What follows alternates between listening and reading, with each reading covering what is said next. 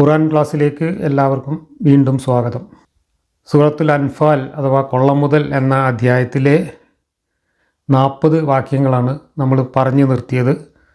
41-ാമത്തെ വാക്യം ഞാൻ വായിക്കാം. അറിയുകയും ചെയ്യുവിൻ, നിങ്ങൾ വല്ല വസ്തുവും ഗനീമത്തായി എടുക്കുന്നത് അതിനെ 1/5 അള്ളാഹുവിനും റസൂലിനും അടുത്ത കുടുംബക്കാർക്കും അനാഥർക്കും സാധുക്കൾക്കും വഴിപോക്കർക്കും ഉള്ളതാണ്. നിങ്ങൾ അള്ളാഹുവിലും വിവേചനത്തിൻ്റെ ദിവസം, ആ 2 കൂട്ടങ്ങൾ പരസ്പരം കണ്ടുമുട്ടിയ ദിവസം നമ്മുടെ അടിയാൻ്റെ മേൽ നാം അവതരിപ്പിച്ചതിലും വിശ്വസിക്കുന്നുവെങ്കിൽ അള്ളാഹു എല്ലാ കാര്യത്തിനും കഴിവുള്ളവനാകുന്നു. ഇത് അമാനി മൗലവിയുടെ പരിഭാഷയിൽ എഴുതിയതാണ് ഞാൻ ഈ വായിച്ചത്. ഈ വായിച്ച പരിഭാഷ അനുസരിച്ച് ഇതിൻ്റെ ആശയം മനസ്സിലാവണമെങ്കിൽ ഇത് വേറെ എവിടെയെങ്കിലും കൊണ്ടുപോയിട്ട് നമ്മൾ റിപ്പയർ ചെയ്യണം. ആ കോലത്തിലാണ് ഭാഷ കിടക്കുന്നത്. എന്തായാലും വ്യാഖ്യാനങ്ങളും മറ്റു വിശദീകരണങ്ങളും ഒക്കെ വായിക്കുമ്പോൾ മനസ്സിലാവുന്നത് ഇത് ബദർ യുദ്ധത്തിൽ കിട്ടിയ മുതൽ ഓരി വെക്കുന്നതിനെ സംബന്ധിച്ച് ആ സമയത്ത് ഇറങ്ങിയതാണ് എന്നാണ്.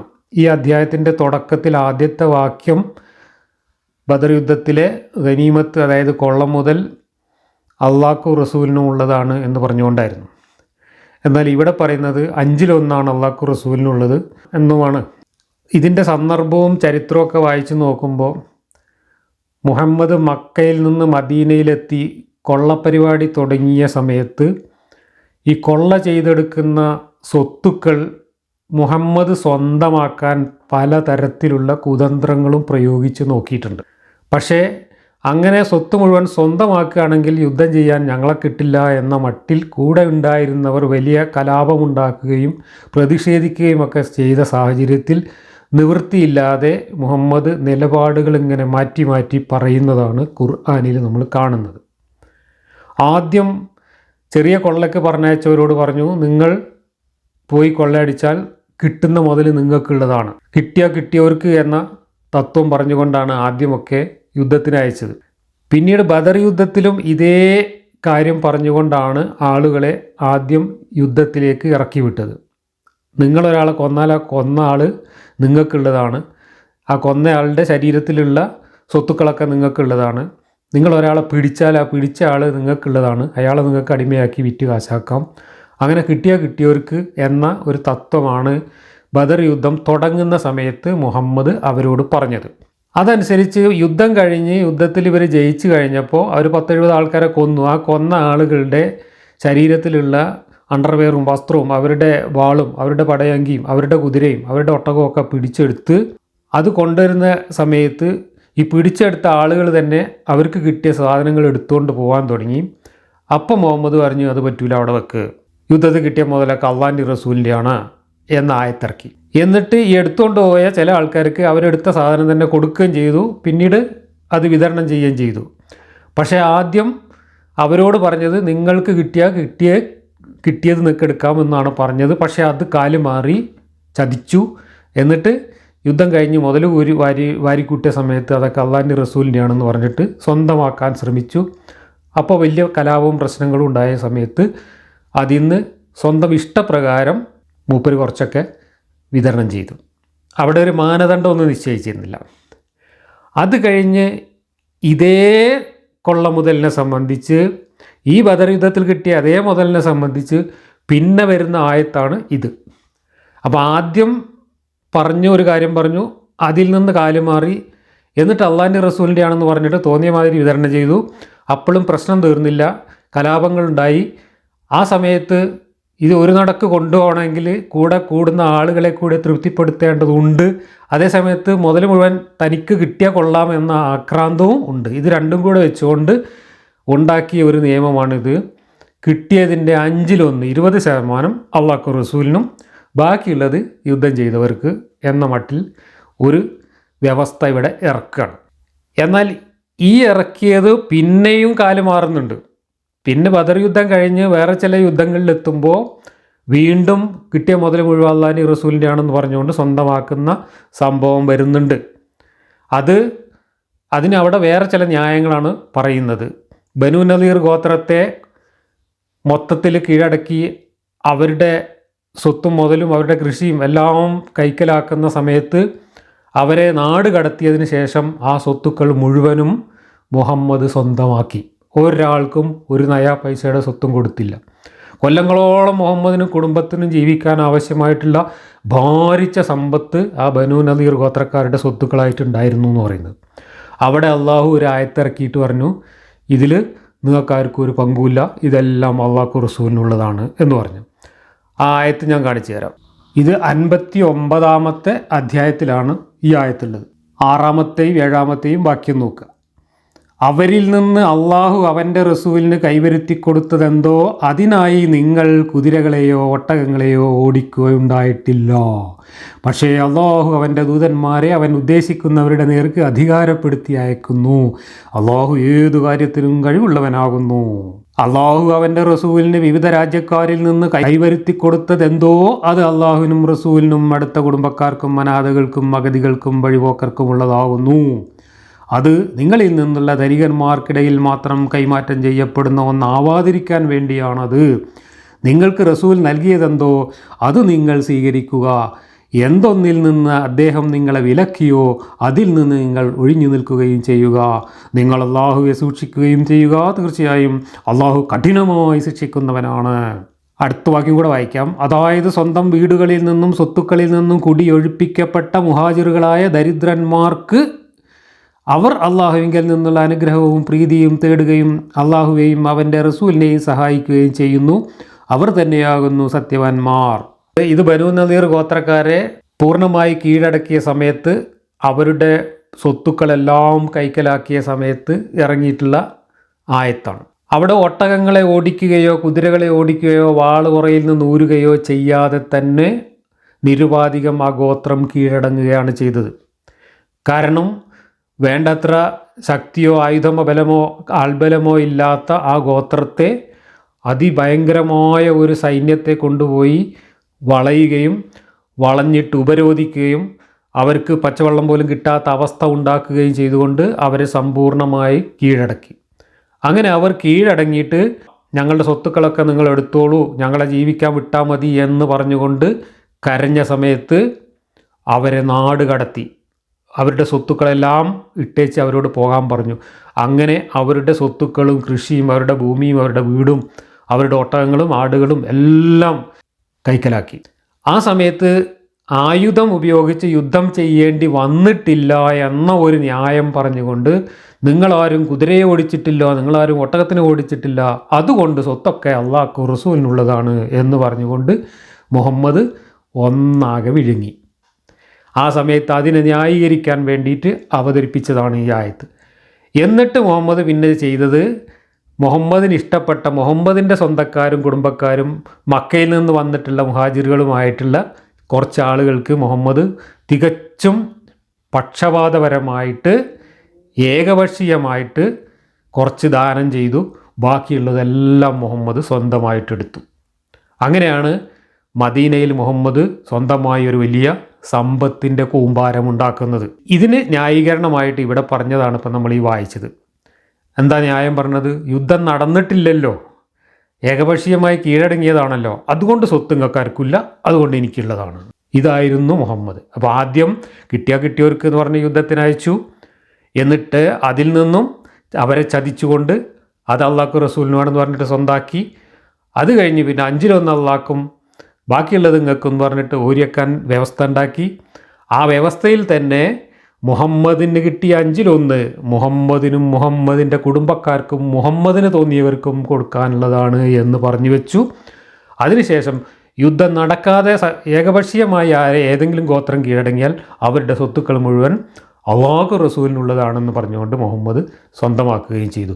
ഇങ്ങനെ വളരെ വ്യത്യസ്തമായിട്ടുള്ള നിലപാടുകൾ മാറ്റി മാറ്റി സ്വന്തം സ്വാർത്ഥ താല്പര്യങ്ങൾക്ക് വേണ്ടിയിട്ട് സ്വജനപക്ഷപാതം നടത്തുന്നതിന് വേണ്ടിയിട്ട് ഏകപക്ഷീയമായ നിലപാടുകൾ മാറ്റി മാറ്റി പറയുന്നതാണ് ഖുർആനിലൂടെ നമ്മൾ കാണുന്നത്. മുഹമ്മദ് എത്രമാത്രം ക്രൂക്കഡായിരുന്നു എന്നും എത്രമാത്രം അനീതി പ്രവർത്തിച്ചിരുന്നവനായിരുന്നു എന്നും എത്രമാത്രം വിശ്വസിക്കാൻ കൊള്ളാത്ത ചതിയനായിരുന്നു എന്നും ഇസ്ലാമിലെ ഈ യുദ്ധമുതലുകളുമായി ബന്ധപ്പെട്ട ചരിത്രം പരിശോധിച്ചാൽ നമുക്ക് ബോധ്യമാകും.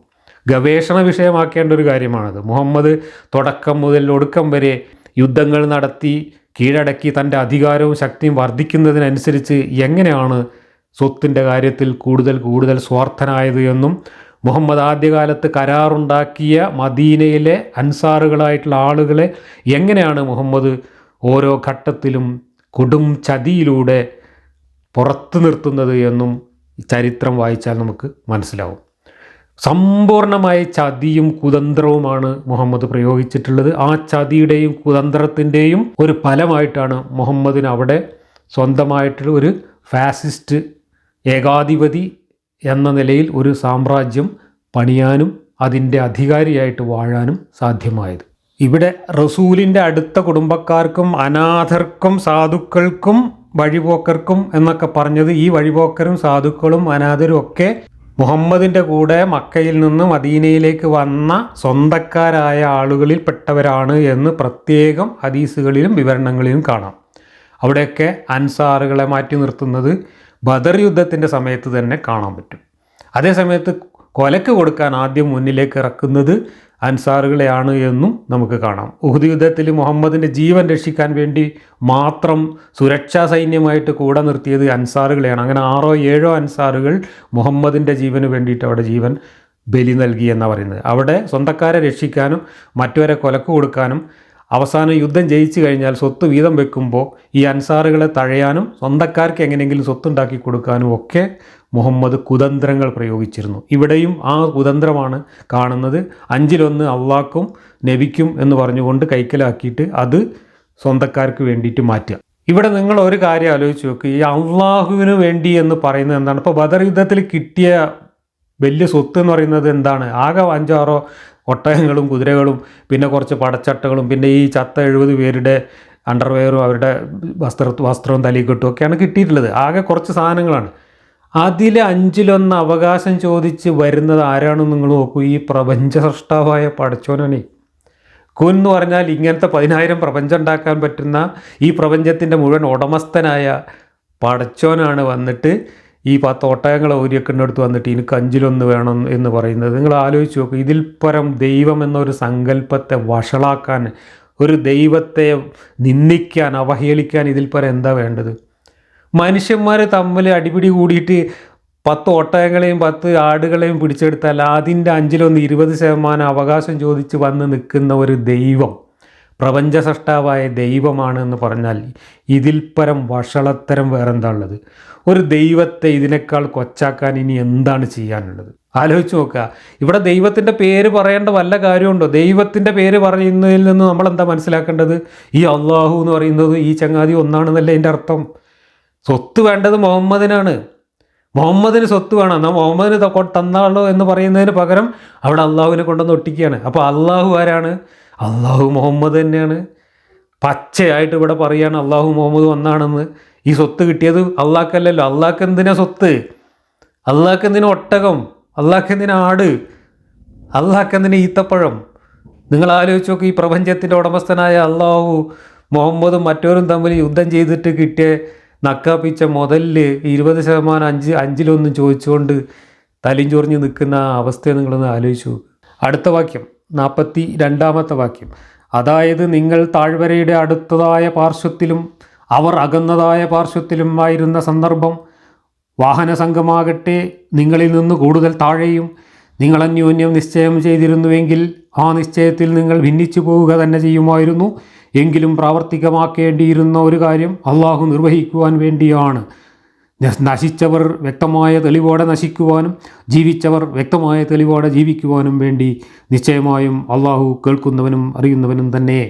ഇവിടെ ബദർ യുദ്ധം കഴിഞ്ഞ് ബദർ യുദ്ധത്തിൽ മുഹമ്മദിൻ്റെ കുതന്ത്രം വിജയിച്ചു. അതിൻ്റെ ഫലമായിട്ട് ആ പാവങ്ങൾ കൊല്ലപ്പെട്ടു. ആ യുദ്ധം കഴിഞ്ഞ സമയത്ത് മുഹമ്മദും കൂട്ടരും യുദ്ധത്തിൽ വിജയിച്ചതിൻ്റെ കാരണങ്ങൾ എണ്ണിപ്പെറുക്കി പറഞ്ഞുകൊണ്ട് അതെല്ലാം അള്ളാഹു പ്രയോഗിച്ച തന്ത്രമാണ് എന്ന് സ്ഥാപിക്കുകയാണ് ഇവിടെ മുഹമ്മദ് ചെയ്യുന്നത്. അതിനു വേണ്ടിയിട്ടാണ് ഇനി കുറേ വെളിപാടുകൾ ഇറങ്ങുന്നത്. അപ്പോൾ അവിടെ മഴ പെയ്തതും അവിടെ മറ്റൊരു താഴത്ത് നിന്നതും ഇവരിങ്ങോട്ട് നിന്നതും ഇവർ തമ്മിൽ തർക്കിച്ചതും അങ്ങനെയുള്ള എന്തൊക്കെ പ്രശ്നങ്ങൾ അവിടെ ഉണ്ടായിട്ടുണ്ടോ ആ പ്രശ്നങ്ങളൊക്കെ എണ്ണിപ്പെറുക്കി പറഞ്ഞിട്ട് അതെല്ലാം നമ്മുടെ വിജയത്തിന് അനുകൂലമാക്കിയെടുക്കാൻ വേണ്ടി അള്ളാഹു പ്രയോഗിച്ച തന്ത്രങ്ങളാണ് എന്ന് പറഞ്ഞുകൊണ്ട് മുഹമ്മദ് പ്രയോഗിച്ച തന്ത്രങ്ങൾ മുഴുവൻ അള്ളാഹുവിൻ്റെ തന്ത്രങ്ങളാക്കി മാറ്റുകയാണ് അവിടെ ചെയ്യുന്നത്. എന്ന് മാത്രമല്ല, മുഹമ്മദ് സ്വപ്നം കണ്ട കാര്യമൊക്കെ ഇനി പറയാൻ പോകുന്നുണ്ട്. മുഹമ്മദ് സ്വപ്നം കണ്ടതോ അല്ലെങ്കിൽ മുഹമ്മദിന് അള്ളാഹു അറിയിച്ചു കൊടുത്തതോ ഒന്നും അല്ല കാര്യങ്ങൾ അറിയാൻ വേണ്ടി മുഹമ്മദ് ഒരുപാട് ആളുകളെ, അതും കൂട്ടത്തിലുള്ള ഏറ്റവും ബുദ്ധിമാന്മാരായിട്ടുള്ള ആളുകളെ തന്നെ ചാരന്മാരായിട്ട് നാനാഭാഗത്തേക്കും പറഞ്ഞയച്ചിട്ട് മക്കക്കാരുടെ സ്ഥിതി എന്താണ്, അവരുടെ പ്ലാൻ എന്താണ്, അവരെത്ര ആളുണ്ട്, അവരെന്ത് ചെയ്യുന്നു, എന്താണ് അവരുടെ ഉദ്ദേശം, ഇതെല്ലാം മനസ്സിലാക്കാൻ വേണ്ടി ചാരന്മാരെ പറഞ്ഞയച്ചിരുന്നു മുഹമ്മദ്. ചാരന്മാരായി പറഞ്ഞയച്ചത് ജിന്നിനെയും മലക്കിനെയും ഒന്നുമല്ല, മനുഷ്യന്മാരെയാണ്.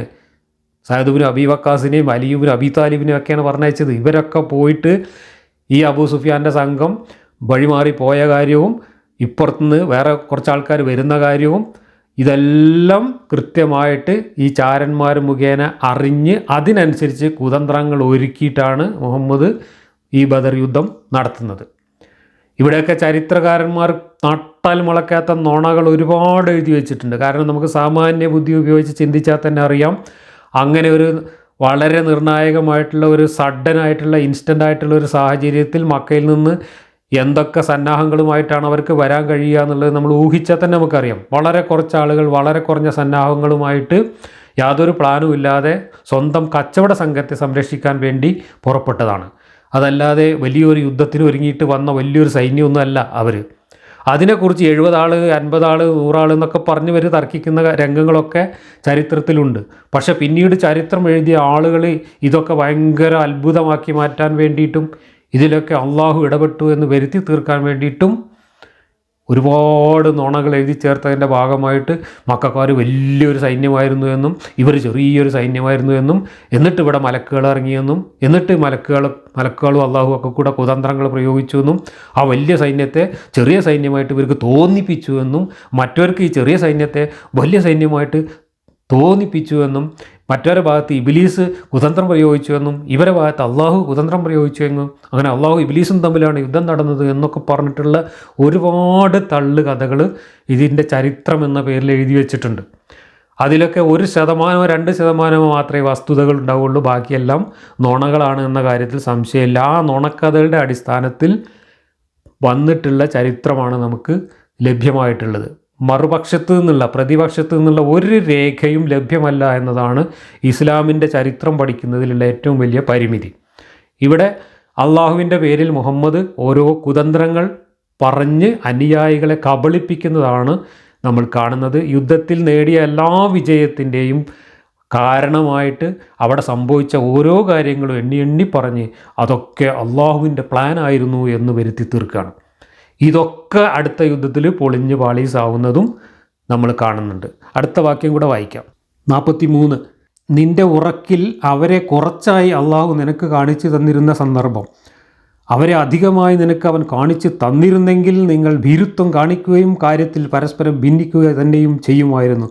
എങ്കിലും അള്ളാഹു രക്ഷിച്ചു, നിശ്ചയമായും അവൻ നെഞ്ചുകളിലുള്ളതിനെപ്പറ്റി അറിയുന്നവനാകുന്നു.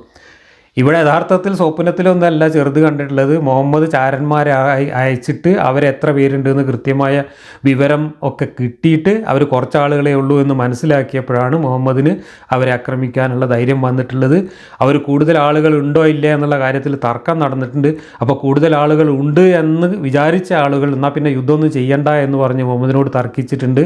അപ്പോൾ മുഹമ്മദ് കുറച്ചാളുകളെ ഉള്ളൂ എന്നുള്ള മനസ്സിലാക്കിയ മുഹമ്മദ് തന്ത്രപൂർവ്വം അവരെ യുദ്ധത്തിലേക്ക് ഇറക്കിവിടുകയും അവിടെയൊക്കെ ഇതുപോലെയുള്ള നുണകൾ പറഞ്ഞുകൊണ്ട് അള്ളാഹുവിൻ്റെ പേര് പറഞ്ഞുകൊണ്ട് അവരെ പിരികയറ്റി അയക്കുകയും മദ്യം കൊടുത്ത് അവരെ പിരികയറ്റി അയക്കുകയും ഒക്കെ ചെയ്തുകൊണ്ടാണ് ഈ യുദ്ധം വിജയിക്കുന്നത്. മുഹമ്മദ് ഒരുപാട് ചാരന്മാരെ അയച്ച് വിവരങ്ങൾ ശേഖരിക്കുന്നതിനാണ് ഇവിടെ അള്ളാഹു സ്വപ്നം കാണിച്ചു കൊടുത്തു എന്ന് പറയുന്നത്. അങ്ങനെ അള്ളാഹു സ്വപ്നം കാണിച്ചു കൊടുക്കുകയും അള്ളാഹു CCTV ദൃശ്യം കാണിച്ചു കൊടുക്കുകയൊക്കെ ചെയ്യാൻ കൂടെ ഉണ്ടെങ്കിൽ പിന്നെ മുഹമ്മദ് എന്തിനാണ് ഈ 5-8 ആൾക്കാരെ ചാരന്മാരായിട്ട് നാനാഭാഗത്തേക്കും പറഞ്ഞയച്ചത്, വിവരം ശേഖരിക്കാൻ പറഞ്ഞയച്ചത്? എന്നിട്ട് അവരെത്ര ഒട്ടകത്തിനെ അറക്കണത് എന്ന് അന്വേഷിച്ചു, ആ അറക്കണ ഒട്ടകത്തിൻ്റെ എണ്ണത്തിൽ നിന്ന് അവരുടെ എണ്ണം കണ്ടുപിടിച്ചു എന്നൊക്കെ പറയുന്ന കഥയൊക്കെ ഇവിടെ ഉണ്ട്. ഇതൊക്കെ മുഹമ്മദ് ചാരന്മാരെ ഉപയോഗിച്ച് അറിഞ്ഞ വിവരമാണെങ്കിൽ പിന്നെ അള്ളാഹു സ്വപ്നം കാണിച്ചു കൊടുത്തു, അള്ളാഹു വിവരം അറിയിച്ചു കൊടുത്തു എന്ന് പറയുന്ന തള്ളിന് പിന്നെ എന്താ അർത്ഥമുള്ളത്? അങ്ങനെ അള്ളാഹു എല്ലാ വിവരങ്ങളും അറിയിച്ചു കൊടുക്കുന്നുണ്ടെങ്കിൽ ചാരന്മാരെ അയക്കേണ്ട കാര്യമുണ്ടോ? ഇങ്ങനെ അള്ളാഹു മലക്കുകളും സഹായത്തിനുണ്ടെങ്കിൽ പിന്നെ ഈ യുദ്ധത്തെക്കുറിച്ച് മുഹമ്മദ് ഇത്രയും ബേജാറാവുകയും തന്ത്രങ്ങൾ പ്രയോഗിക്കുകയൊക്കെ ചെയ്യേണ്ട കാര്യമുണ്ടോ? അള്ളാഹുവിന് ഒരു കുൻപറച്ചിൽ കൊണ്ട് കാര്യങ്ങൾ ചടപടാന്ന് എല്ലാം സാധ്യമാകുന്ന ആളല്ലേ അള്ളാഹു. ആ അള്ളാഹു മലക്കുകളൊക്കെ പാടെ കൂടെ ഉണ്ടായിട്ടും 10-14 ആൾക്കാർ ഈ യുദ്ധത്തിൽ മുഹമ്മദിൻ്റെ പക്ഷത്തു നിന്ന് മരിച്ചു എന്ന് പറഞ്ഞാൽ പിന്നെ ആ അള്ളാഹിനെയും മലക്കളെയൊക്കെ എന്തിനാ കൊള്ളുക? 44 നിങ്ങൾ കണ്ടുമുട്ടിയപ്പോൾ നിങ്ങളുടെ കണ്ണുകളിൽ അവരെക്കുറിച്ച് അവൻ നിങ്ങൾക്ക് കാണിച്ചു തന്ന സന്ദർഭവും അവരുടെ കണ്ണുകളിൽ നിങ്ങളെയും അവൻ കുറച്ചു കാട്ടിയിരുന്നു. പ്രാവർത്തികമാക്കേണ്ടിയിരുന്ന ഒരു കാര്യം അള്ളാഹു നിർവഹിക്കുവാൻ വേണ്ടി അള്ളാഹുവിലേക്ക് അത്രേ കാര്യങ്ങൾ മടക്കപ്പെടുന്നത്. ഈ കുൻ പറഞ്ഞാൽ ഈ പ്രപഞ്ചം ഉണ്ടാക്കാനും പ്രപഞ്ചം നശിപ്പിക്കാനും കഴിയുന്ന പടച്ചോൻ ഇവരെ യുദ്ധത്തിൽ ജയിപ്പിക്കാൻ വേണ്ടിയിട്ട് മറ്റവർക്ക് ഇവരുടെ എണ്ണം കുറച്ച് കാണിച്ചു കൊടുക്കുക, ഇവർക്ക് മറ്റൊരെണ്ണം കുറച്ച് കാണിച്ചു കൊടുക്കുക. ഇതിൻ്റെയൊക്കെ വല്ല ആവശ്യമുണ്ടോ?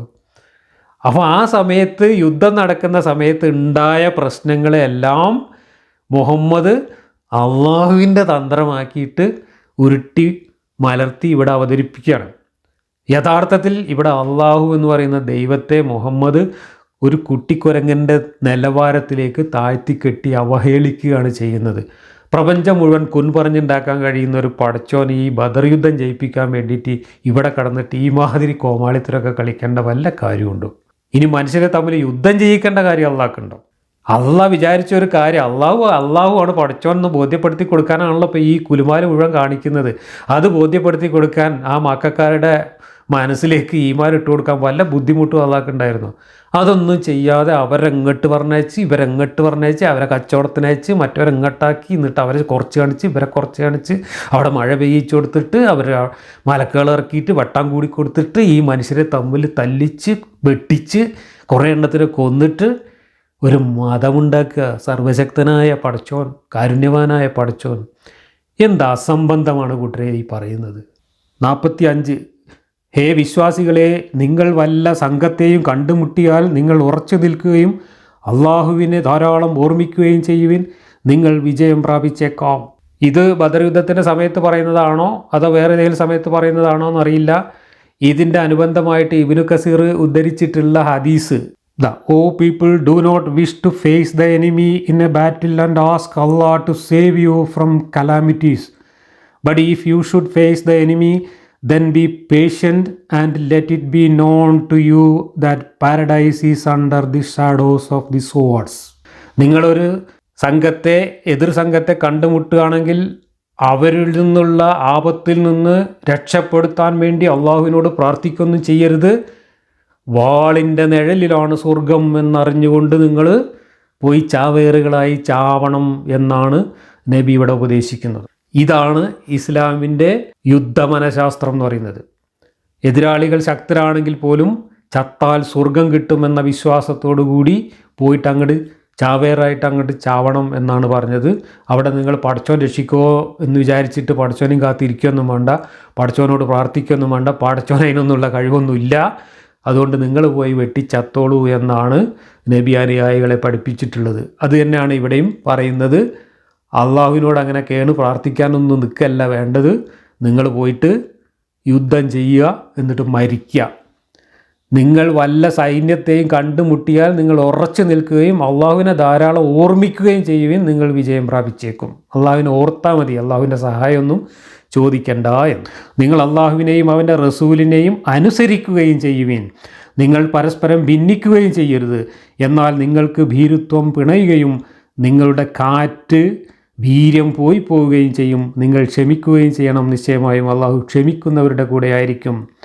അപ്പോൾ അഭിപ്രായ വ്യത്യാസങ്ങളൊന്നും ഉണ്ടാവരുത്. നബി എന്താണോ പറയുന്നത് അത് കണ്ണും പൂട്ടി അനുസരിച്ചോളണം.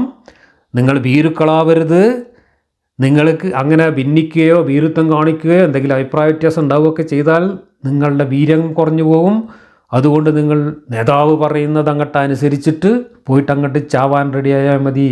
ഇതൊക്കെ യുദ്ധത്തിന് മുഹമ്മദ് പ്രയോഗിച്ച മനഃശാസ്ത്രപരമായിട്ടുള്ള കുതന്ത്രങ്ങളായിരുന്നു. സ്വന്തം അനുയായികളെ ചാവേറുകളാക്കി യുദ്ധക്കളത്തിലേക്ക് ഇറക്കാൻ വേണ്ടിയിട്ട്. അതെല്ലാം അള്ളാഹുവിൻ്റെ പേരിൽ വെച്ച് കാച്ചുകയാണ്. പ്രപഞ്ച സൃഷ്ടാവായ കാരുണ്യവാനായ പടച്ചോൻ തൻ്റെ സൃഷ്ടികളായ ഈ നിസ്സാര മനുഷ്യരെ പരസ്പരം കഴുത്തു വെട്ടിക്കാൻ വേണ്ടിയിട്ട് കുതന്ത്രങ്ങൾ പറഞ്ഞു കൊടുക്കുകയാണ്. 47 തങ്ങളുടെ വീടുകളിൽ നിന്ന് ഗർവായും മനുഷ്യരെ കാണിച്ച് കീർത്തി സമ്പാദിക്കുവാനായും പുറപ്പെട്ടവരെ പോലെ നിങ്ങളാവുകയും അരുത്. അള്ളാഹുവിൻ്റെ മാർഗത്തിൽ നിന്ന് അവർ തടയുകയും ചെയ്യുന്നു. അള്ളാഹു അവർ പ്രവർത്തിക്കുന്നതിനെ വലയം ചെയ്തുകൊണ്ടിരിക്കുന്നവനാകുന്നു. ഇതൊക്കെ ആ സമയത്ത് മുഹമ്മദ് നേരിട്ടിട്ടുള്ള പ്രതിസന്ധികളാണ്. സ്വന്തം അനുയായികൾക്കിടയിൽ ആശയക്കുഴപ്പങ്ങളുണ്ടാവുകയും അവരിതിനെ ചോദ്യം ചെയ്യുകയും അനാവശ്യമായിട്ടുള്ള യുദ്ധം ഒഴിവാക്കാൻ ഒരുപാട് ആളുകൾ അന്ന് അവരുടെ കൂട്ടത്തിൽ ശ്രമിച്ചിട്ടുണ്ട്. അതിനെല്ലാം മറികടന്നുകൊണ്ടാണ് മുഹമ്മദ് ഈ ചാവേറുകളെ സൃഷ്ടിച്ചിട്ടുള്ളത്. അതനുസരിച്ച് അഭിപ്രായ വ്യത്യാസം ഉയർത്തിയവരെയൊക്കെ മുനാഫിക്കുകൾ എന്ന് പറഞ്ഞ് ചീത്ത വിളിക്കുന്നതും കുറ്റപ്പെടുത്തുന്നതും തുടർന്ന് വരുന്നുണ്ട്. ഇവിടെ തങ്ങളുടെ വീടുകളിൽ നിന്ന് അഹങ്കാരത്തോടെ മനുഷ്യരെ കാണിക്കാൻ വേണ്ടി പുറപ്പെട്ടവർ പോലെ നിങ്ങളാകരുത് എന്നൊക്കെ പറയുന്നത് മക്കയിൽ നിന്ന് വന്നവരെ ഉദ്ദേശിച്ചാണെന്നും അവരെപ്പോലെ നിങ്ങളാവരുത് എന്ന് പറഞ്ഞത് നിങ്ങൾ അനുസരണയുള്ളവരും അഹങ്കാരമില്ലാത്തവരും മുഹമ്മദ് പറയുന്നവർ അനുസരിക്കുന്നവരുമാവണം എന്ന അർത്ഥത്തിലാണ് എന്നൊക്കെയാണ് വ്യാഖ്യാതാക്കൾ പറഞ്ഞു വരുന്നത്. അടുത്ത വാക്യം, പിശാച് അവർക്ക് തങ്ങളുടെ പ്രവൃത്തികളെ ഭംഗിയാക്കി കാട്ടിയ സന്ദർഭം അവൻ പറയുകയും ചെയ്തു, ഇന്ന് മനുഷ്യരിൽ നിന്നും നിങ്ങളെ ജയിച്ചടക്കുന്നവരില്ല, നിശ്ചയമായും ഞാൻ നിങ്ങൾക്ക് ഒരു അയൽക്കാരനാകുന്നു. എന്നിട്ട് 2 സംഘങ്ങൾ പരസ്പരം കണ്ടപ്പോൾ അവൻ മടമ്പും കാലുകൾ പിന്നോക്കം വെച്ചു. അവൻ പറയുകയും ചെയ്തു, നിശ്ചയമായും ഞാൻ നിങ്ങളിൽ നിന്നും ഒഴിവായവനാണ്. നിങ്ങൾ കാണാത്തത് ഞാൻ കാണുന്നു. ഞാൻ അള്ളാഹുവിനെ പേടിക്കുന്നു. അള്ളാഹു ആകട്ടെ ശിക്ഷാ നടപടി കഠിനമായവനാകുന്നു. ഇവിടെ മക്കക്കാരെ പിശാച് ആദ്യം ഒപ്പം കൂടിയിട്ട് പിരികയറ്റി. പിന്നെ സംഗതി പന്തിയല്ല എന്ന് കണ്ടപ്പോൾ പിശാച് ഒഴിവ് പറഞ്ഞിട്ട് പറ്റിച്ചിട്ട് സ്ഥലം വിട്ടു എന്നാണ് പറയുന്നത്. മക്കക്കാരെ സഹായിക്കാൻ വേണ്ടി പിശാച് അപ്പുറത്ത് ഇറങ്ങിയെന്നും ആ പിശാച് പിന്നെ കാര്യങ്ങൾക്ക് മുഹമ്മദിനും അള്ളാഹ്ക്കും അനുകൂലമാണ് എന്ന് കണ്ടപ്പോൾ അള്ളാഹുവിൻ്റെ പക്ഷത്തേക്ക് കാല് മാറിക്കൊണ്ട് മക്കക്കാരെ പറ്റിച്ചു എന്നും അതുകൊണ്ടാണ് മക്കക്കാർ യുദ്ധത്തിൽ തോറ്റത് എന്നൊക്കെയാണ് ഇവിടെ പറയുന്നത്. അപ്പോൾ അള്ളാഹു ഒരു ഭാഗത്ത് പിശാചിനെ ഇറക്കുക, എന്നിട്ട് ഇപ്പുറത്ത് അള്ളാഹും മലക്കുകളും കൂടെ ഇറങ്ങുക, എന്നിട്ട് അള്ളയും മലക്കുകളും ഇവിടെ അവിടെ പിശാച് അവിടെയും നേതൃത്വം കൊടുത്തുകൊണ്ട് സ്വന്തം സൃഷ്ടികളായ ഈ മനുഷ്യന്മാരെ തമ്മിൽ യുദ്ധം ചെയ്യിക്കുക, എന്നിട്ട് അള്ളാഹിൻ്റെ പക്ഷം ജയിക്കുക. ഇതാണ് ബദറിൽ കണ്ടത്. ഉഹുദിൽ ഇവിടെ പിശാച് ചെയ്ത അതേ പണി അള്ളയും മലക്കുകളും ചെയ്യുന്നുണ്ട്. ഇവിടെ പിശാച് ജിബ്രീലിനെ കണ്ടിട്ടാണ് പേടിച്ചത് എന്നാണ് വ്യാഖ്യാനങ്ങളിൽ വരുന്നത്, ഹദീസുകളിലുണ്ട്. പിശാച് ഇങ്ങനെ മക്കാരെയും കൂട്ടിയിട്ട് വരികയാണ് ബദറിലെ യുദ്ധക്കളത്തിലേക്ക് വന്നു നോക്കുമ്പോൾ അവിടെ ജിബ്രീലിനെയും മീക്കായിലിനെയും കണ്ടു. ആര്? ഇബ്ലീസ്. അത് കണ്ടപ്പോൾ മൂപ്പര് പേടിച്ച് തടിയെടുത്തു എന്ന് പറയുന്ന ഹദീസുണ്ട്. എന്നാൽ ഈ ജിബ്രീലും മീക്കായിലും പിന്നെ 1000 മലക്കുകളും അള്ളയും ഒക്കെ കൂടെ ഉണ്ടായിട്ടും ഉഹുദ് യുദ്ധത്തിൽ മക്കക്കാരുടെ സൈന്യത്തെ കണ്ടപ്പോൾ അള്ളയും മലക്കുകളും കണ്ടം വഴി ഓടി. എന്നിട്ട് മക്കക്കാർ വന്നിട്ട് 70 ആളെ കൊന്നിട്ട് തിരിച്ചുപോയി. ഉഹുദ് യുദ്ധത്തിൽ അള്ളയും മലക്കുകളും തോറ്റ്, മുഹമ്മദ് തോറ്റ്, ഇബ്ലീസ് ജയിച്ച്. അതെങ്ങനെ സംഭവിച്ച്? അപ്പോൾ മനുഷ്യർ തമ്മിലുണ്ടാകുന്ന വളരെ സ്വാഭാവികവും സാധാരണവുമായിട്ടുള്ള യുദ്ധങ്ങളും കലഹങ്ങളും അതിൽ പലതരത്തിലുള്ള വിജയസാധ്യതകൾ, കുതന്ത്രം കൂടുതൽ പ്രയോഗിച്ചവർക്ക്, ശക്തി കൂടുതലുള്ളവർക്ക് ഒക്കെ വിജയം ഉണ്ടാകുന്നതൊക്കെ വളരെ സ്വാഭാവികമാണ്. കുതന്ത്രം പ്രയോഗിച്ചാൽ യുദ്ധം തോൽക്കുന്നത് സാധാരണമാണ്. അതൊക്കെ തന്നെയാണ് ഇസ്ലാമിൻ്റെ ചരിത്രത്തിലും മുഹമ്മദിൻ്റെ യുദ്ധങ്ങളിലും സംഭവിച്ചിട്ടുള്ളൂ. അസാധാരണമായിട്ട് യാതൊന്നും സംഭവിച്ചിട്ടില്ല. പ്രപഞ്ച സ്രഷ്ടാവ് നേരിട്ട് വന്നിട്ട് മലക്കുകളെയും കൂട്ടി ജിബ്രീലിനെയും മീക്കായിലിനെയും കൂട്ടി യുദ്ധം ചെയ്തു എന്ന് പറയാൻ മാത്രമുള്ള അത്ഭുതങ്ങളൊന്നും ഈ ബദർ യുദ്ധത്തിൽ സംഭവിച്ചിട്ടില്ല. ഉഹുദ് യുദ്ധത്തിൽ അതിൻ്റെ നേരെ വിപരീതമാണ് സംഭവിച്ചത്. ഇതൊക്കെ സാധാരണഗതിയിൽ മനുഷ്യർക്കിടയിൽ നടക്കുന്ന സംഭവമാണ്. അവിടെ ജിന്നും മലക്കും ജിബ്രീലും അള്ളാഹുവും മാങ്ങാത്തോലും ഇബ്ലീസും ഒന്നും ഇല്ല. മനുഷ്യർ തമ്മിൽ യുദ്ധം നടക്കുന്നു, അതിൽ ഒരു കൂട്ടർ ജയിക്കുന്നു, തോൽക്കുന്നു, ഇത്രയേ സംഭവിച്ചിട്ടുള്ളൂ. ഇതിനെയാണ് ഇതുപോലുള്ള ഓരോരോ വിഡ്ഢിത്തങ്ങളും അസംബന്ധങ്ങളും കെട്ടുകഥകളും തിരികെ ചേർത്തുകൊണ്ട് 21-ാം നൂറ്റാണ്ടിലും ചിന്തിക്കാൻ കഴിവുള്ള മനുഷ്യരും ഈ കള്ളക്കഥകളിലൊക്കെ വിശ്വാസമർപ്പിക്കുന്നു എന്ന് പറഞ്ഞാൽ അതിൽ പരം അത്ഭുതം വേറെ ഒന്നുമില്ല എന്ന് മാത്രമേ പറയാനുള്ളൂ. 49 കപടവിശ്വാസികളും തങ്ങളുടെ ഹൃദയങ്ങളിൽ ഒരു രോഗമുള്ളവരും പറഞ്ഞിരുന്ന സന്ദർഭം ഇക്കൂട്ടരെ അവരുടെ മതം വഞ്ചിച്ചു എന്ന്. ആരെങ്കിലും അള്ളാഹുവിൻ്റെ മേൽ ഭരമേൽപ്പിക്കുന്ന പക്ഷം നിശ്ചയമായും അള്ളാഹു പ്രതാപശാലിയും അഗാധജ്ഞനുമാണ്. ഇത് ഈ യുദ്ധത്തിന് പോകാൻ താല്പര്യമില്ലാതെ മുഹമ്മദിൻ്റെ കൂടെ തന്നെ ഉണ്ടായിരുന്ന മുഹാജിറുകളും അൻസാറുകളുമായിട്ടുള്ള പലരും മുഹമ്മദിനെ പിന്തിരിപ്പിക്കാൻ ശ്രമിച്ചിട്ടുണ്ട്. പ്രത്യേകിച്ച് കച്ചവട സംഘം മടങ്ങിപ്പോയി എന്നറിഞ്ഞപ്പോൾ ഇനിയിപ്പോൾ പോയിട്ട് വലിയ കാര്യമൊന്നുമില്ല, ഒന്നും കാര്യമായിട്ടൊന്നും കിട്ടാനില്ല എന്നതുകൊണ്ട് ഒരു യുദ്ധത്തിന് മാത്രമായിട്ട് പോവേണ്ടതില്ല എന്ന അഭിപ്രായം പറഞ്ഞ ആളുകളുണ്ടായിരുന്നു അക്കൂട്ടത്തിൽ. അവരുമായിട്ട് മുഹമ്മദ് തർക്കിക്കേണ്ടി വന്നിട്ടുണ്ട്. ആ തർക്കത്തെ മനസ്സിൽ വെച്ചുകൊണ്ടാണ് അവരെ മുനാഫിക്കുകൾ, ഹൃദയങ്ങളിൽ രോഗമുള്ളവർ എന്നൊക്കെ പറഞ്ഞുകൊണ്ട്, കപടവിശ്വാസികൾ എന്നൊക്കെ പറഞ്ഞുകൊണ്ട് ചീത്ത പറയുന്നത്.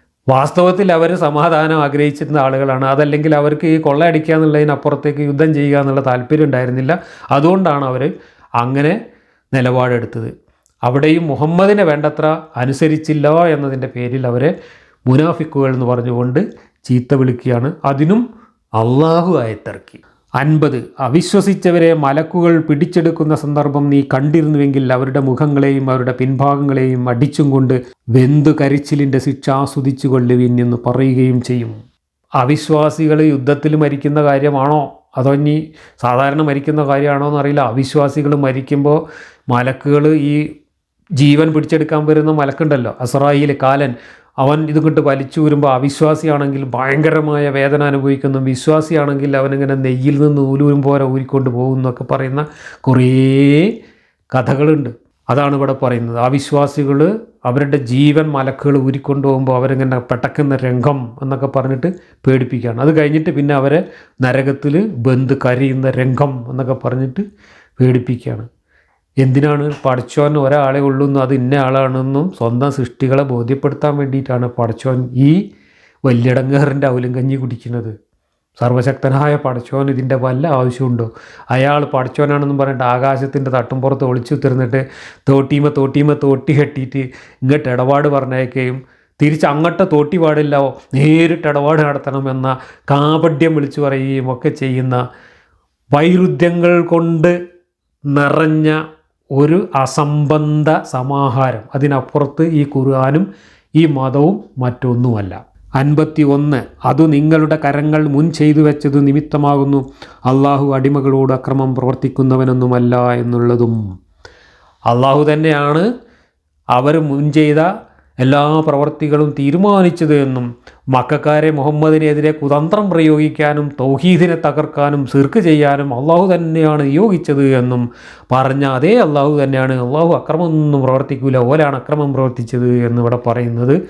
വൈരുദ്ധ്യം ഇതല്ലാതെ ഒന്നും ഈ ഖുർആനിൽ ഇല്ല. ഈ യുദ്ധത്തിൻ്റെ മുതൽ കൈക്കലാക്കാൻ വേണ്ടി മുഹമ്മദ് കുതന്ത്രങ്ങൾ പ്രയോഗിക്കേണ്ടി വന്നത് ഒരുപാട് പ്രശ്നങ്ങളും തർക്കങ്ങളും പ്രതിസന്ധികളും ഓരോ ഘട്ടത്തിലും നേരിടേണ്ടി വന്നതുകൊണ്ടാണ്. അവിടെയെല്ലാം മുഹമ്മദ് നിലപാടുകൾ മാറ്റി പോകുന്നതും അടവുകൾ പ്രയോഗിക്കുന്നതുമാണ് നമ്മൾ കാണുന്നത്. ചതിയാണ് പ്രയോഗിക്കുന്നത്. ആരെയാണ് ചതിക്കുന്നത്? കൂടെ നിന്നവരെ ചതിക്കുന്നു, തനിക്ക് അഭയം നൽകിയവരെ ചതിക്കുന്നു, ഒപ്പമുള്ളവരെ ചതിക്കുന്നു, സ്വന്തം മനസാക്ഷിയെ ചതിക്കുന്നു, എന്നിട്ട് സ്വന്തമായി വാരിക്കൂട്ടുകയും സ്വന്തക്കാർക്ക് മാത്രമായിട്ട് വീതിച്ചു കൊടുക്കുകയും ഒക്കെ ചെയ്യുന്ന അനീതിയാണ്.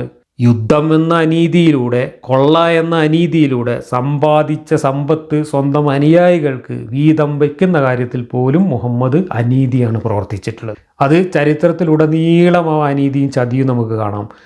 മുഹമ്മദിന് ശക്തിയും അധികാരവും വർദ്ധിക്കുന്നതിനനുസരിച്ച് അൻസാറുകൾ ഇങ്ങനെ തഴയപ്പെടുന്നത് കാണാം. അവസാന അൻസാറുകൾ മുഹമ്മദിൻ്റെ കോളറിന് പിടിച്ച് ഉന്തി മുഹമ്മദിനെ തള്ളിയിടുന്ന രംഗം വരെ ഉണ്ടായിട്ടുണ്ട്, യുദ്ധം മുതൽ ഓരി വെക്കുന്നതുമായി ബന്ധപ്പെട്ട്. ബുഖാരിയുടെ ഹദീസിൽ തന്നെ നിങ്ങൾക്ക് കാണാം അത്തരത്തിലുള്ള സംഭവങ്ങൾ. യുദ്ധ മുതലിനെ സംബന്ധിച്ച് തർക്കമുണ്ടാകുന്നതിൻ്റെ പശ്ചാത്തലത്തിൽ ഇബ്നു കസീർ ഉദ്ധരിച്ച ഈ ഒരു ഹദീസ് നമുക്കൊന്ന് വായിച്ചു നോക്കാം. മേൽവിലാസമൊന്നുമില്ലാത്ത ഹദീസാണെന്ന് ഇബ്നു കസീർ പറയുന്നുണ്ട്. This is also a part of the war booty you earned. Verily, I have no share in it except my own share, the fifth designated to me. ഇതൊക്കെ നബി പറയുന്നതാണ് കേട്ടോ. Even that fifth will be given to you, indicating the prophet's generosity. Therefore, surrender even the needle and the thread, and whatever is bigger or smaller than that from the war spoils.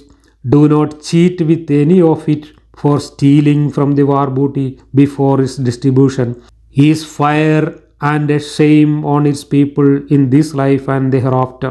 Perform jihad against the people in Allah's cause, whether they are near or far, and do not fear the blame of the blamers, As long as you are in Allah's cause, establish Allah's rules while in your area and while traveling.